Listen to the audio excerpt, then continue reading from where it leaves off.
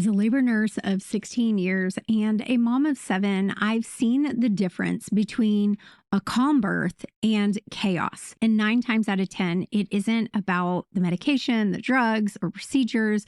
It's about being prepared. So in the next 10 to 15 minutes, I am going to give you a practical second trimester checklist, little daily habits, the exact moves that help your baby get into the right position, what to eat for steady energy, and 3 sentences you need to say to your provider so that nothing surprises you in labor. And doing number 11 last, it's the single conversation that will prevent panic and often stop the cascade of interventions before they even start. So even if you're exhausted, short in time, or your provider rushes appointments, don't worry. I'm going to give you a simple, realistic, and made for real nervous mamas. Stay with me. Do this with your partner tonight, and it will change everything.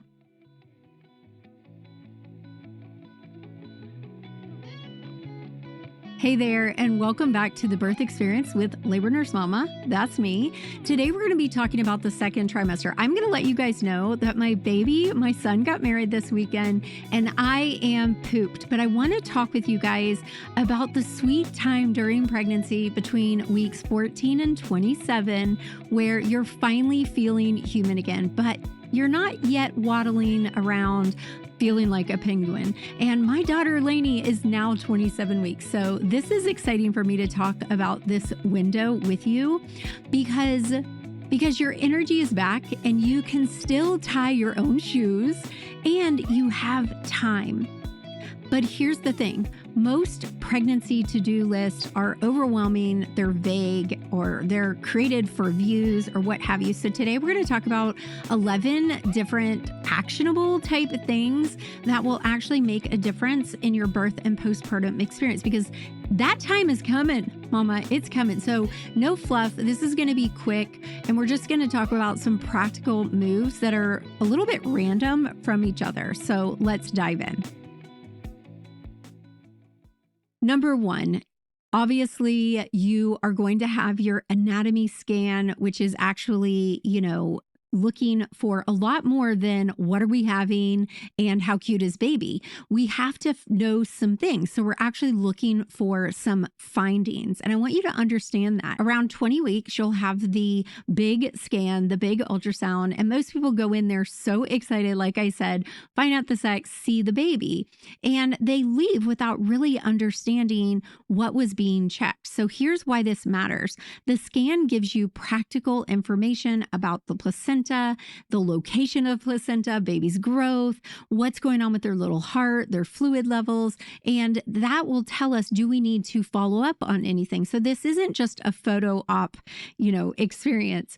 Bring a page of questions if you have them, because trust me, you're going to forget. You will leave and be like, oh my gosh, what did I need to ask? Now, chances are you won't get all the findings because your provider isn't there. It's an ultrasound tech and they aren't really allowed to give us any information. But at your next appointment, you can go in and get some clarity so that you understand, did everything look good? Do we need to follow up on anything?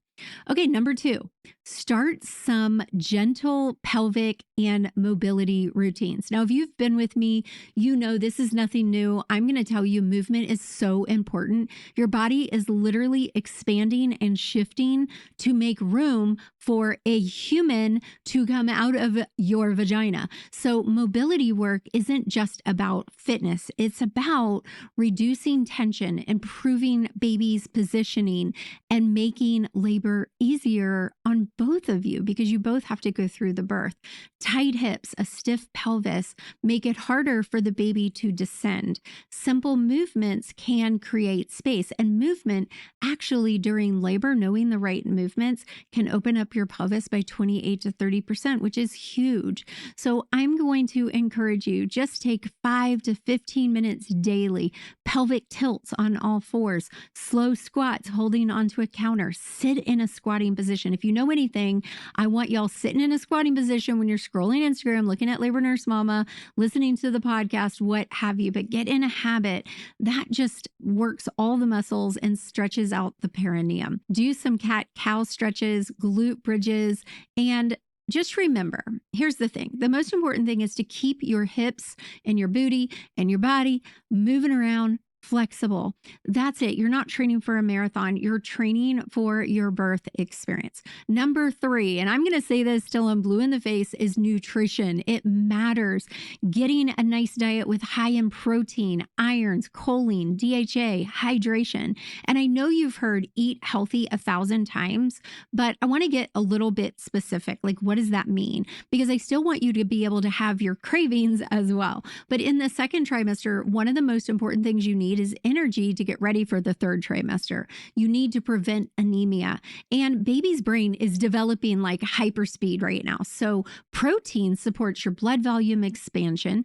Iron prevents exhaustion and postpartum hemorrhage risk.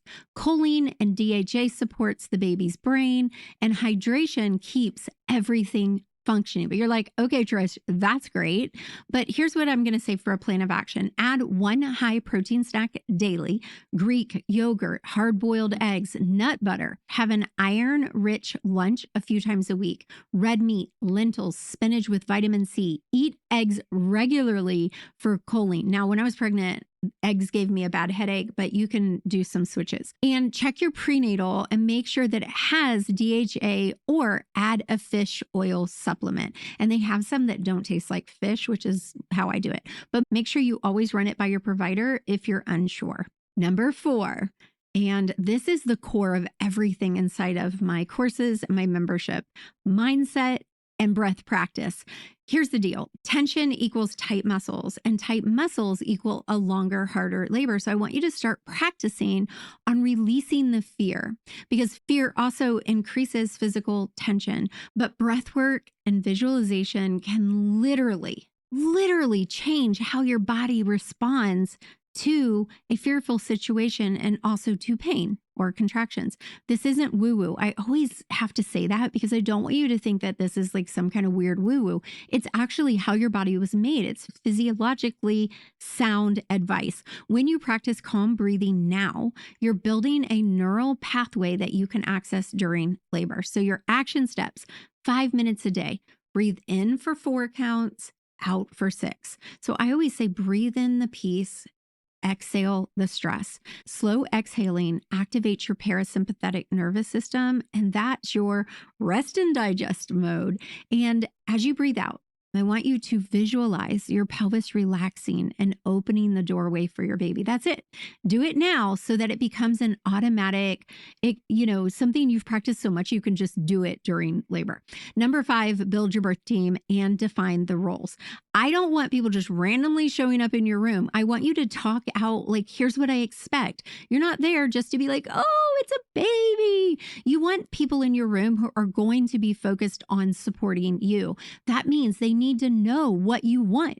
They need to know how you want it. They need to know why you want it. They need to be as educated as you. Now, I'm not talking about your doula, your doctor, your nurse right now. I'm talking about your mama, your mother-in-law, your bestie, your partner. They need to understand what you understand. One of the things that I do for my students is I tell them, give anyone who's going to be in your room a login to my birth app, because I want them to be as prepared for you. You have to have continuous educated support, because you're more likely to have interventions if you don't. You're less likely to have a birth that you love if you don't. So if you haven't already, make sure that your team is getting prepared. Make sure they know your goals and they know why, because I want them to support you like so solid during your birth. Number 6, screening tests and vaccine timing. Don't assume they're going to tell you everything. Do your own research and ask them, because every provider has different policies. Some do certain things at certain times, like some do glucose screens at 24 weeks, some at 28 weeks. Some recommend Tdap in the second trimester, some wait until the third trimester.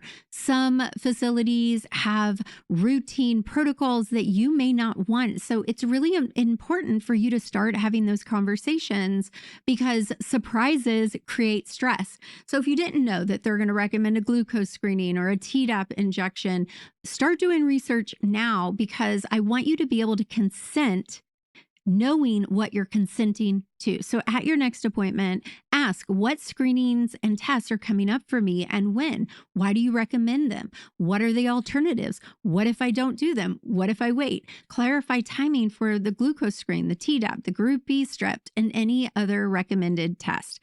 Write the dates in your calendar. And again, ask them, what happens if I decline? What if I want to modify the timing? Remember, this is your body and your baby. So I want you to know the plan. Okay, number 7, fetal positioning moves. Here's something most people don't realize until it's too late. We talked about movement and positioning to stretch out your hips, to prep your perineum and your muscles, but how you sit, sleep, and move affects how your baby gets into the right position for birth. Your posture affects how your baby will settle into their birth position, which happens in the 3rd trimester. But the habits that you're building now matters. So the optimal position for birth is LOA, left occiput anterior. That means baby's back is on your left side, head down, facing your back. And this makes labor the fastest and less painful. Back labor is usually a result of a posterior baby. So I want you to do 5 to 10 minutes daily of forward leaning positions, sit on a birth ball instead of sinking into the couch, do side lying releases, and you can Google spinning babies sideline release. We also have some posts on our blog and on Instagram. Do pelvic rocks on all fours and find out how to do belly mapping so you know where your baby is. Now, I don't want you to freak out if baby's not in the optimal position because there's things you can do, but these small habits now mean an easier labor later. Okay, number 8, maternity leave and logistics. Girl, I know you feel like you got time, but you need to plan your maternity leave, which will protect your mental space later. So I want you to start asking the questions, do the research, call your insurance company, talk to your boss, talk to other moms in your company so that you're not scrambling last minute with the work handoffs, insurance paperwork. Find out from your boss, how am I going to train whoever's replacing me, or get this all in place and draft out a document of what your key projects are, who's covering what, how to reach you. If there's a true emergency, define what that means and schedule conversations with the people that you need to do it now. Because even if the details change, having that framework in place will remove a huge stressor for you. Okay, number 9, baby gear versus essential versus convenience. Registry overwhelm is real. And there are 17 types of bottle warmers and 43 versions of swaddles. But the truth is that your baby doesn't need a lot.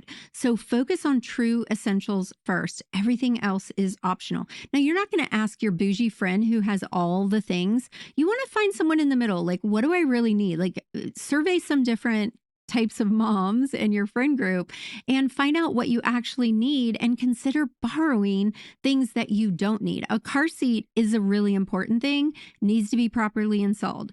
A safe sleep surface, a bassinet or a crib with a firm mattress, diapers and wipes, a thermometer, clothes in newborn to like 0 to 3 month sizes is a great start. But skip the gadget overwhelm. You can always order more stuff later. Thank you, Jesus, for Amazon.